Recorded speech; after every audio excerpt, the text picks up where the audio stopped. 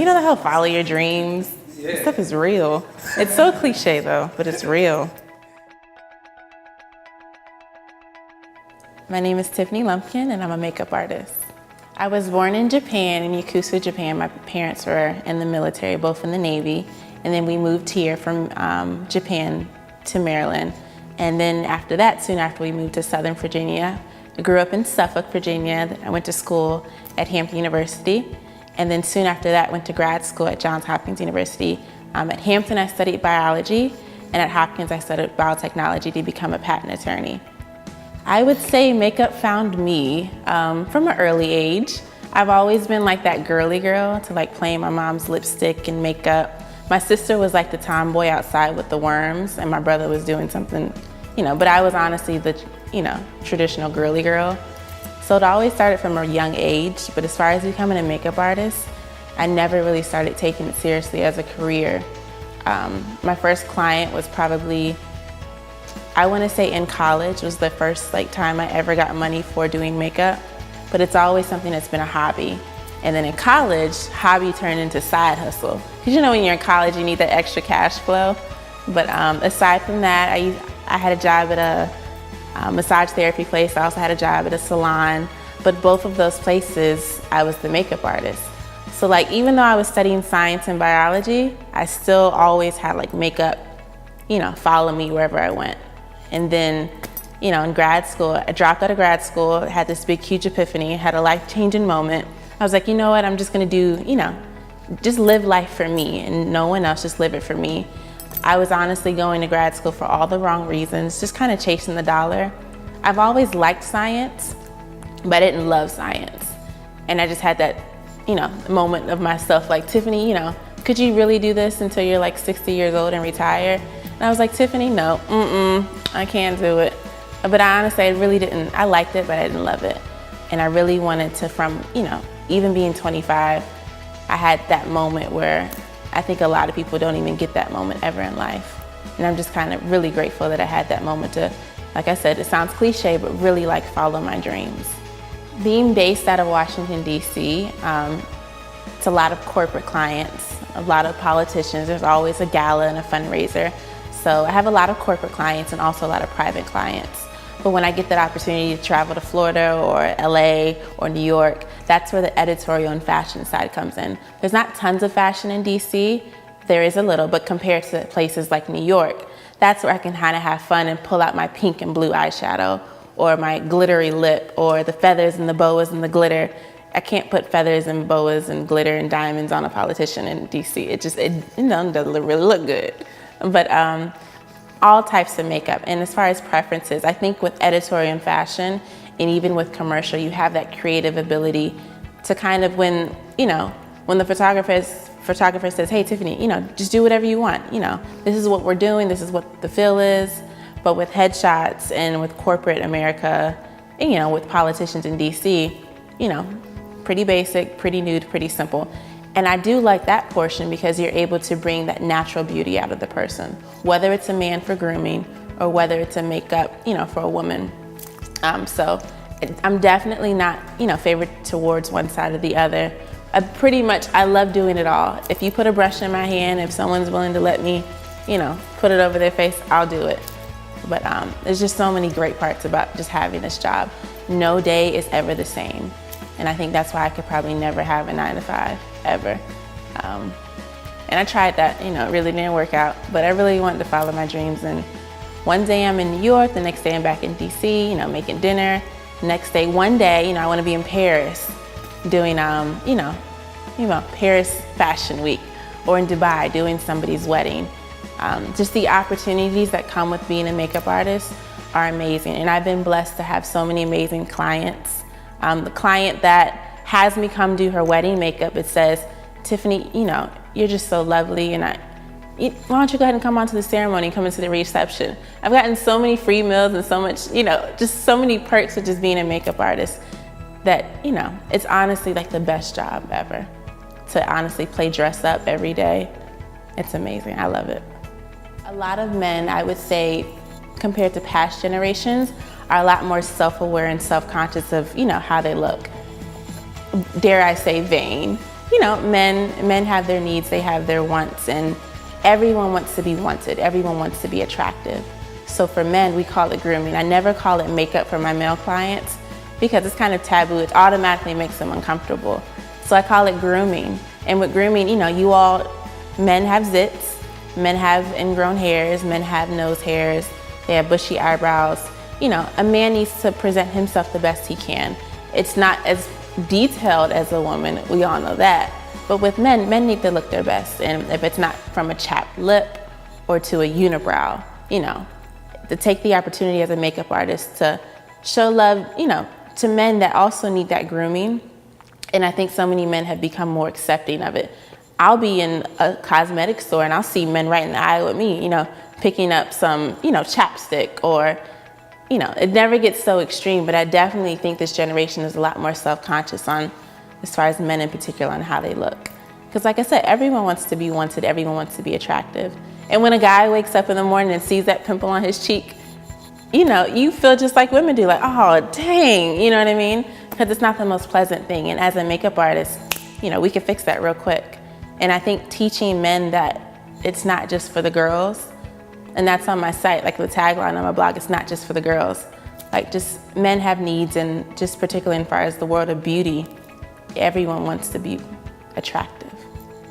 I see myself in 5 years. I do my best to kind of plan out every move, but honestly, some things you can't really plan. But ideally, I would love to be traveling the globe, be in demand internationally, travel the world doing weddings and fashion shows and covers for magazines. Being the lead makeup artist for production in Hollywood for a movie, anything like that. I think with this career, it can kind of take you so many places. But at the same time, in 5 years, I want my personal life to kind of be on point. I don't want to get caught up in chasing the dollar, but the same success, the level of success that I had in my career, I want to still have that same level of success. I want kids one day. I want a husband. All those core values that are really far more important than the makeup. I still want to always have those. Just live a balanced life. In biology, that equilibrium. Being able to maintain just, there's not one thing falling off because you're putting so much energy into something else. Everything is, surpassing at the same time. I love being a makeup artist simply for the fact of that word, just the transformation. Being able to take something and to transform it into something else. Whether it's special effects or whether it's, giving that girl a level of confidence that she didn't have. Transformation of the mind, the body, and the soul, and the face, all at once, all together. Even with the power, for example, of covering tattoos, being able to transform something that is literally permanent, and then, 30 minutes later, there's nothing there, as if, it's the brand new, baby arm again. And being able to do that for men and women and all types of things. And yeah, it's just the joy of being able with makeup, you can honestly transform just with a couple creams, a couple powders, and with a little bit of technique and tips. And then you can kind of just transform something into something that wasn't, and now it is. Or something that is like a tattoo, and now it's not. I think makeup definitely has the ability to give confidence, either add confidence or take it from 0 to 60. Makeup has that ability to literally take somebody from, feeling kind of low about themselves to whether they're going through a divorce or whether they, lost their job. If you look good, you feel good. And no matter their circumstances, if you look good, going through, at least I look good, while I'm doing it. Makeup honestly has that power, that ability, that transformation factor, to mentally and spiritually just make you feel better. And either if you're a man getting, for grooming, or if you're, a woman for makeup, having just that extra confidence that when you walk into the room, you're not comparing yourself to others. You know that it's within, it's not anything that has to do with the outside. But a lot of women, a lot of my clients, they can't leave the house without lipstick on. And that's their own prerogative. But being able to wake up with just soap, water, and some moisturizer and walk out the door in the flesh just as you, that's honestly, that's a skill that not everyone has. But being a makeup artist, I love that skill to kind of be able to transform and make you feel better because, I still gotta eat, I still need my job. But it's always good. I probably wear makeup 4 days out the week, if that, just because I think it's important to kind of remember what you actually look like. Like makeup has that power to kind of like, what do I look like? I think so many women, when they don't have makeup on, they don't feel as attractive. They don't feel as confident. I say show up on a date one day without no makeup, see what he does. He might actually enjoy that, you know what I mean? You know, be different, do something out of the ordinary. But at the end of the day, I think it's important just to be yourself, and don't make makeup or allow makeup to kind of forget who you are, but still be confident. You don't really do yourself a service talking about yourself, but when someone else can talk about you, I think that's a more pure way. I could tell you up and down that I'm the best makeup artist and, I do the best smoky eye, but, probably the words from my clients, I have a certain level, I think the Tiffany touch of professionalism, but also personal. I'm not gonna treat you, like, I'm above all, be all, but I still am very professional. I still am able to make you laugh, but I'm still able to get the job done. I don't allow, the entertainment portion to kind of take over for the service that you're paying for, because it's a business at the end of the day.